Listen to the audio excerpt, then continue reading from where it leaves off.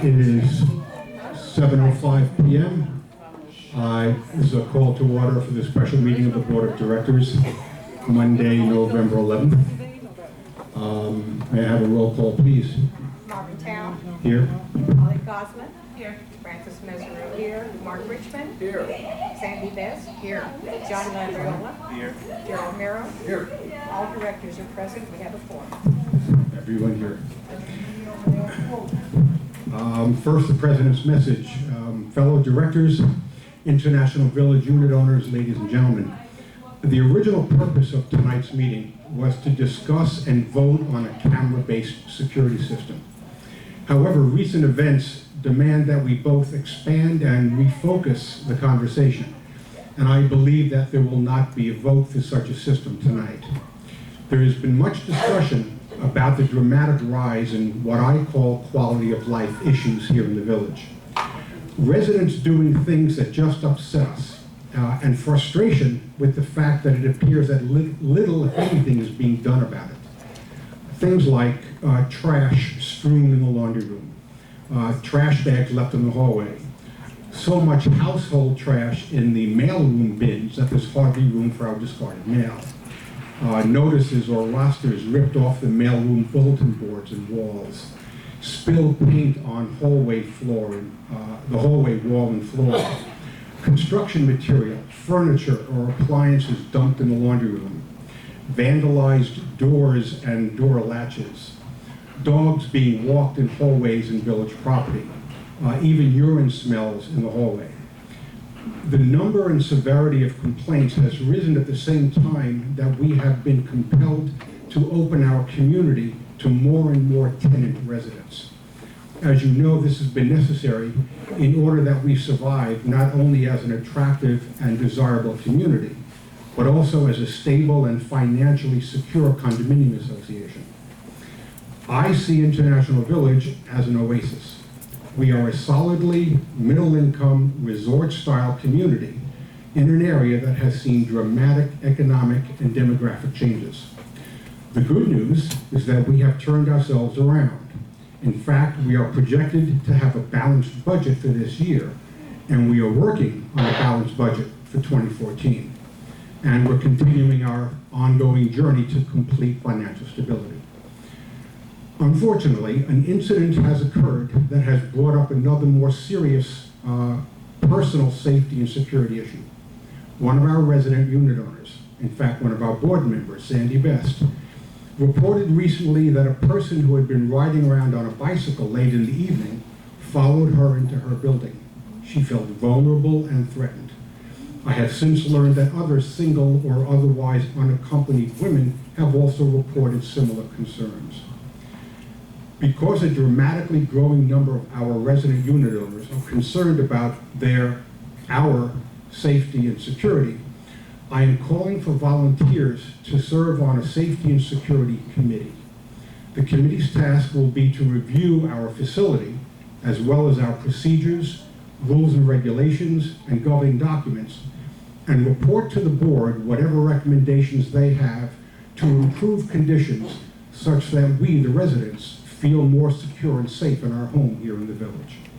I will also ask management to review the same and bring their recommendations to the board in a timely manner. The way tonight's meeting will commence is the board will discuss among ourselves any aspect of this issue, including getting input from management as to the challenges management faces. Bear in mind that the board has tasked management with all operational duties, including enforcement of our policies, rules and regulations, and docs.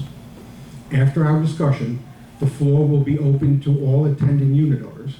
Everyone here will be given the opportunity to voice their concerns and questions about safety and security issues.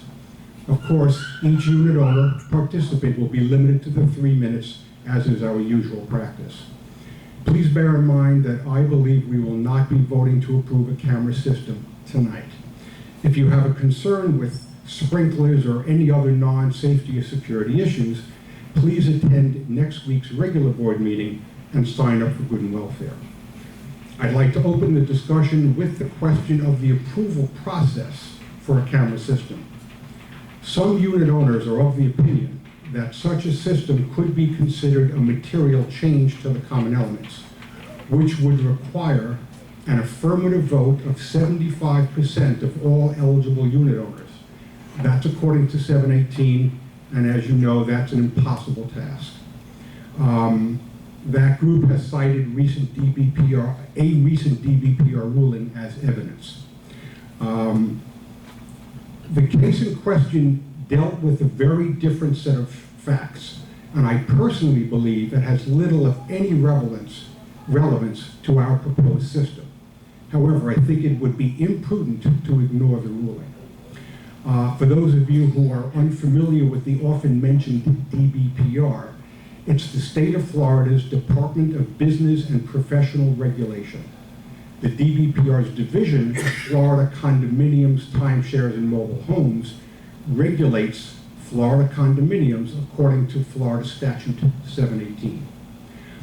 Board member Jerry Miro recently suggested a course of action where the DBPR would review the already board-approved and installed camera system in the Zurich building in order to determine whether the existing installation was, in fact, a material change to the common element. Is that accurate, Jerry? Is that your recommendation? Yeah. That's fine, yeah. Okay. Do you have anything to say about it? Why don't you finish, and then we can all have our chance to talk. Okay. I happen to agree with that. I think it makes sense to pursue that avenue. It'll help focus the conversation. So I'll open up the topic to the rest of the board to talk about this. Anyone have any comments about it? Are the mics around? Who's in charge of the mic system?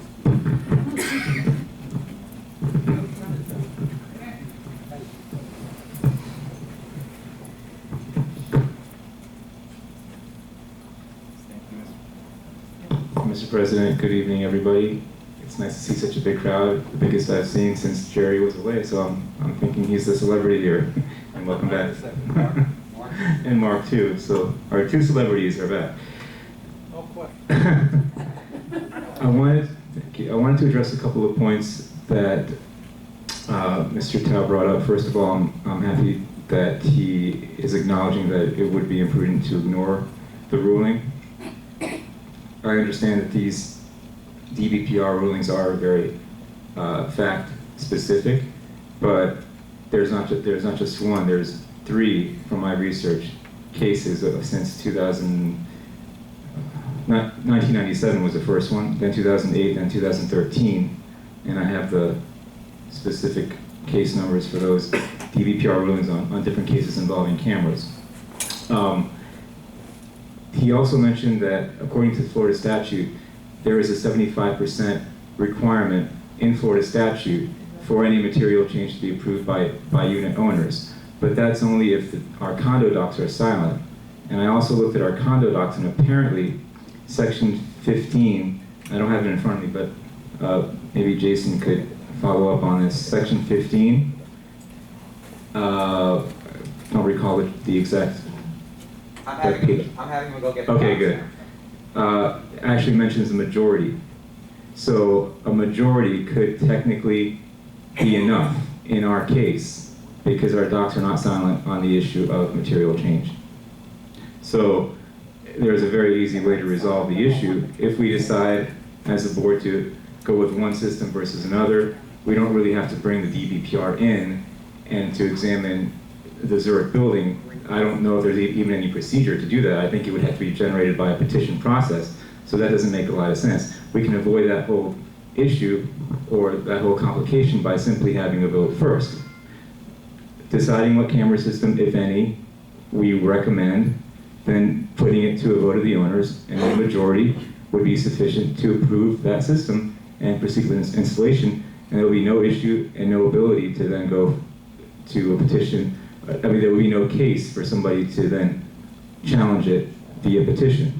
So that way of going about it would actually be a way to protect and protect the condo from lawsuits and protect the system itself, if that's a system that the majority of the unit owners feel is a good one.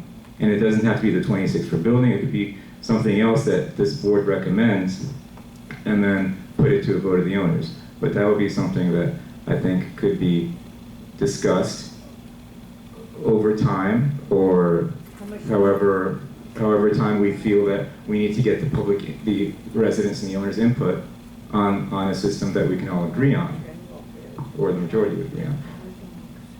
That was one thing. The other thing was, he did mention that one of our board members, Sandy Best, was apparently concerned that she was pursued by a biker, I think. Francis, Yeah, thank you, Francis. can you hold it? You're disturbing me. I don't know the specifics of that case, and I wasn't there, and I'm glad that she is okay, because I was also threatened, actually. A lot of you saw the email. It was a mass email to all the unit owners at this particular unit owner himself. He doesn't live on the property, but he's a unit owner. Sent an mass email to his email list of 400 plus, inciting people to actually vandalize my property, because I'm against the camera system. So therefore, he feels that it's okay for him to encourage people to not only vandalize my property, but to bring their dogs and their animals to actually soil the carpet and so forth. So if you want to talk about someone being threatened, that's an actual case documented where, I can actually show you the email, you received it. I was actually threatened myself, and I'm not advocating for cameras. So we need to put things in perspective when we talk about a person feeling threatened, or therefore we should do this. Well, I was actually threatened in a mass email, and I'm not advocating for cameras. So let's just, Jerry, you want to?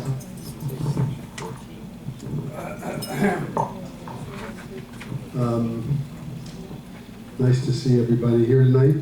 I'm going to just take a moment to read what I wrote to the board back on October 8th, when we were going to originally have our meeting to discuss and vote on the cameras, and our management company was all ready to send out information on that, and that was all postponed. And basically, this, not all of it, but this is how it started. First I want to thank Marvin and Jason and the project committee for keeping this important topic in front of the association. While I realize special assessments that would be necessary will always hurt some owners, the board has to do what is good for the community at large. I believe the security provided by cameras in the residential buildings falls in that category. But how should we implement and fund the project?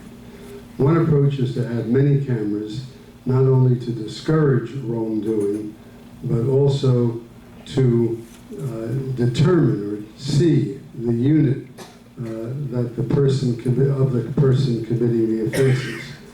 The second approach is to put fewer cameras, simply to discourage much of the bad behavior without specifically identifying the units.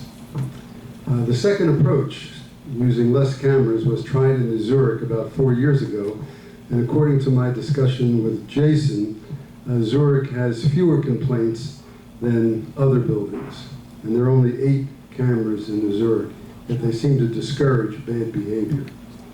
Whatever approach is decided, or some variation, the board will also need to determine how to fund the camera project. Do we levy a special assessment specifically for cameras, knowing full well we will need another one in the near future to fund the mandated items in the 40-year engineering report, as well as to update the 6 residential buildings which have not been done? Or should we have one special assessment that deals with everything and could be amortized over time? Basically, that's my position. I think that cameras are helpful to deter. which is what I'm most interested in. I'm not so much interested in prosecuting, because prosecuting is an expensive process. Very often it leads nowhere. We've had that experience with our fines committee. We've given many fines, and I don't know how many we've collected, but very few compared to how many we've given. So I think the prosecution end, or the looking at to the nth degree of where someone is going, is an idea, but I don't think it's for us, because I don't think we can afford that. And I think the deterrence of cameras, having them, real cameras, and having signage that indicates to people that the cameras are there and we're going to be watching them, I think that is going to take care of a lot of bad behavior. Not everything, but even the full system that was outlined by the board and by the management they only say will take care of 80%. So I don't know what percentage, but if it takes care of 50% or 60%, that people don't do wrong because of the cameras being there, I think that's fine, and I think it's going to be at a much less cost. So that's my position in this meeting. We need deterrence. We don't need the surveillance, and we don't need the evidence for prosecution, because it's expensive and very often doesn't amount. Nothing really happens. Thank you for your time. Next.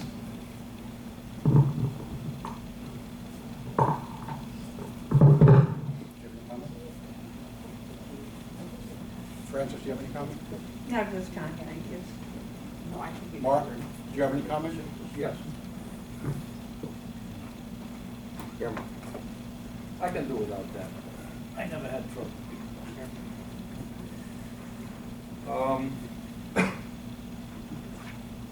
It's a wonderful issue. Can't hear you. It's a wonderful issue, the camera issue. And there's as much ignorance as there is quality of fact going around, i.e., no one really knows, I think, what the cameras will do, how they will do it, and what we want them to do. And one of the problems is that no one quite knows what the cameras are supposed to do. Are we supposed to watch for the bad guys? Are we supposed to watch and identify the bad guys? I don't know. Are we supposed to help some of us feel more secure in our surroundings just by virtue of their being there? I don't know. Are they supposed to get the miscreants who inhabit at unfortunate hours the laundry room, in specific the laundry room, where people supposedly put things on the floor that don't belong there and don't treat it properly the way we'd want them to do? So we're asking the cameras all these questions as though they're going to answer every one. I don't know whether they'll answer any one or all of them. The question then becomes, what will we do? There is another added question is there any added expense over and above the installation of the camera? Obviously there is. We don't know that. I don't think anybody here can speak rationally about that. I have one particular thought. I think that regardless of what we do, and this is my thought on the subject, and it pertains to what we did with these speed humps out here. Since nobody really knows anything, if the decision is, for whatever the reasons are, to go ahead with a camera facility in this place, it would be foolhardy, it seems to me, to go ahead and vote cameras in every nook, corner, and cranny of every building of this institution. Much preferred would be my concept to load up on one building and see what happens and go on from there. So that's my pitch. I don't care whether we have, for me personally, whether we have one camera in a building or 4,000 cameras. That's irrelevant to me, and I go along with whatever the majority voted for. But it seems that we can get a reasonable concept of how many cameras we need to accomplish the various and sundry ends that we need to accomplish, and someone would have to have some faith in some committee on this board or what have you to decide what those numbers would be, and then go ahead and outfit one or perhaps two of the most frequently called upon things in this facility, i.e. there's one building in particular that seems to have all the bad things going on with it. So that's the way I see it. So right away, I personally want to confine this argument, as opposed to spending cameras for every building all over the place. I want to put it down to a test case. That's my position. I would also, mindful of the fact that there is a vocal number of people who don't want the cameras. It is unclear why these people don't want the cameras. I've listened to several of you, and the arguments are appropriate, but they're different. Everyone has a different idea of why they don't want the camera. Concept of money comes into play. We're going to spend approximately $200 to do the whole job for everybody in every building. Not a big figure for some of us, a rather large figure for some of us. Important, but not too important. I don't know how you look at it. That's not the thing. I think the important thing is not to do this all at once or none at all. Mindful of the fact that there are numbers of people that feel that cameras would offer them a certain degree of comfort, let's respond to that if we can. Mindful of the fact that there are a certain number of people that don't want the cameras because they're concerned about the monetary thing. That's perfectly understandable.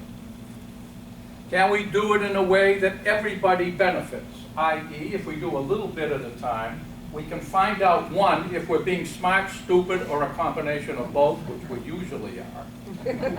Make adjustments and go on from there, as opposed to making a whole blankets thing and coming out in an undesirable position where we have to retract, replace, renew, etc. That's my position. I tend to be in favor of the cameras because I think there are enough people around here that would like to see something done. I don't know what it is. I agree with John. If we had a vote, I see nothing wrong with having a vote and finding out what the majority feels. If the majority feels that cameras basically are a reasonable thing to do, I would only posit, as I just have, that we shouldn't do it all at once. We should do a bit at a time and see what happens. Thank you very much. Yeah.